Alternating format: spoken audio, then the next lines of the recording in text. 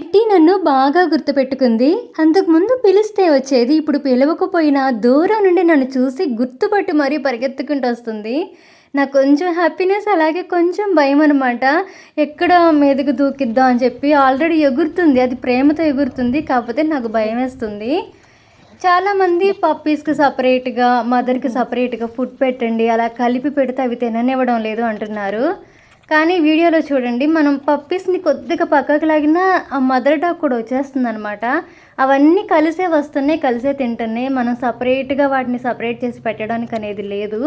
నేను చెప్పేది మీకు అర్థమవుతుందని అనుకుంటున్నాను. పప్పీస్ కూడా ఈ మధ్య కొద్ది కొద్దిగా అన్నం తినడానికి అలవాటు పడుతున్నాయి.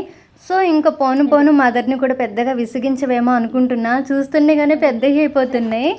ఉన్న పప్పీస్ అన్నిట్లో ఇది చిన్న పప్పీ అనమాట. ఈడు చిన్నోడు బక్కగా ఉంటాడు.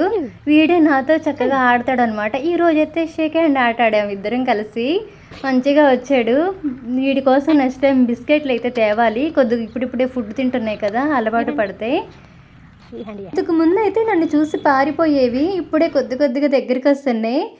ఈడు చిన్నోడనమాట. ఈడి మీద నాకు కొద్దిగా లవ్ ఎక్కువ. ఈడిని వీడియో తీస్తుంటే చూడండి అసలు కనురెప్పేయకుండా అలా చూస్తున్నాడు గుడ్లేసుకొని.